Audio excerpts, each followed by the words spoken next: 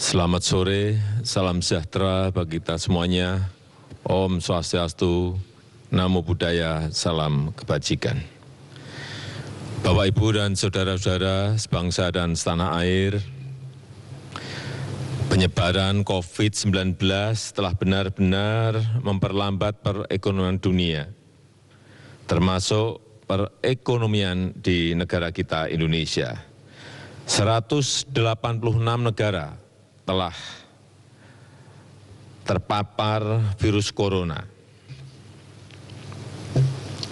Pemerintah terus bekerja keras untuk mengantisipasi hal ini, untuk mempertahankan daya beli masyarakat, untuk mengurangi risiko PHK, dan mempertahankan produktivitas ekonomi, produktivitas masyarakat di seluruh wilayah tanah air Indonesia.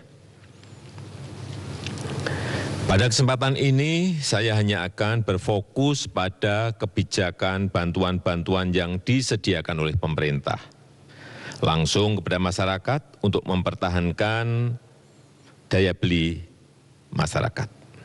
Pertama, saya telah perintahkan kepada semua menteri, gubernur, bupati, dan wali kota agar memangkas rencana belanja yang tidak prioritas di APBN maupun di APBD. Anggaran perjalanan dinas, pertemuan-pertemuan yang tidak perlu, dan belanja-belanja lain yang tidak langsung dirasakan oleh masyarakat harus dipangkas. Kedua, kementerian dan lembaga di pusat, serta juga pemerintah daerah, provinsi, kabupaten dan kota harus melakukan refocusing kegiatan dan melakukan realokasi anggaran untuk mempercepat penanganan COVID-19, baik yang terkait dengan isu-isu kesehatan maupun yang terkait dengan isu-isu ekonomi. Landasan hukumnya sudah jelas. Hari Jumat yang lalu, tanggal 20 Maret 2020, telah saya tanda tangani Inpres nomor 4 tahun 2020. Selain memerintahkan refocusing kegiatan dan relokasi anggaran, Inpres ini juga memerintahkan untuk percepatan pelaksanaan pengadaan barang dan jasa untuk mendukung percepatan penanganan COVID-19. Sekali lagi, bukan hanya untuk penanganan kesehatan masyarakat, tetapi juga untuk penanganan dampak ekonomi masyarakat.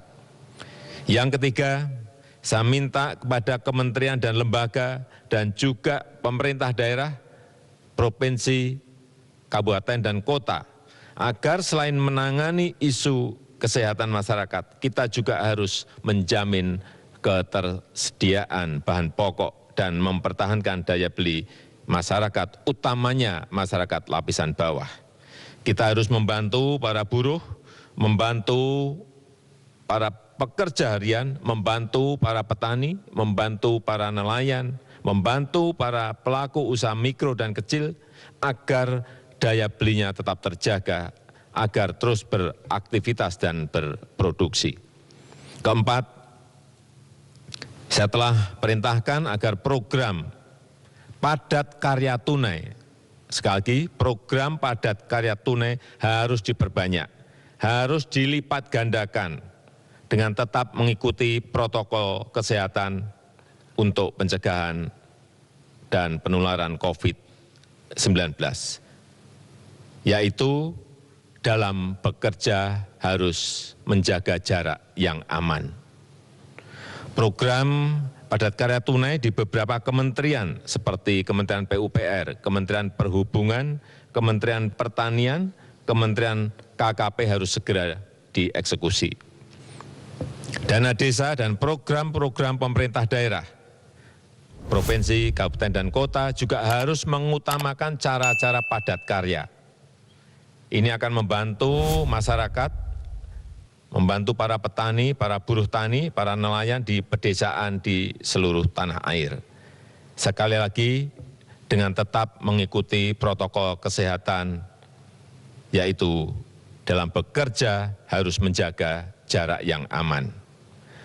Kelima, kepada penerima kartu sembako. Pemerintah memberikan tambahan sebesar 50.000 per keluarga penerima, sehingga menjadi 200.000 per keluarga penerima yang akan diberikan selama 6 bulan. Anggaran yang dialokasikan adalah sebesar 4,56 triliun rupiah. Yang keenam, kepada calon penerima kartu prakerja, pemerintah akan mempercepat implementasi kartu prakerja, sekaligus untuk mengantisipasi para pekerja yang terkena PHK, para pekerja harian yang kehilangan penghasilan, para pengusaha mikro yang kehilangan pasar dan omset, agar dapat meningkatkan kompetensi dan kualitas SDM-nya. Alokasi anggaran yang disediakan di dalam kartu prakerja ini adalah sebesar 10 triliun. Sehingga nanti setiap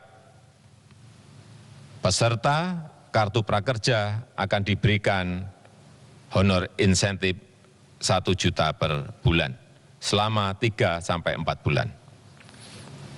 Yang ketujuh, untuk membantu daya beli pekerja di sektor industri pengolahan, pemerintah akan membayar PPh pasal 21 yang selama ini dibayar sendiri oleh para pekerja, dalam rangka memberikan tambahan penghasilan kepada pekerja di industri pengolahan. Alokasi anggaran yang disediakan sebesar 8,6 triliun rupiah. Kedelapan, kepada para pelaku UMKM, OJK, Otoritas Jasa Keuangan, akan memberikan relaksasi kredit UMKM untuk nilai kredit di bawah 10 miliar untuk tujuan usaha, baik itu kredit yang diberikan oleh perbankan maupun oleh industri keuangan non-bank. Asalkan digunakan untuk usaha, akan diberikan penurunan bunga dan penundaan cicilan sampai 1 tahun. Oleh karena itu, kepada tukang ojek, kepada supir taksi yang sedang kredit kendaraan bermotor dan kredit mobil, nelayan yang sedang kredit perahu tidak perlu khawatir, pembayaran bunga dan angsuran diberikan kelonggaran 1 tahun.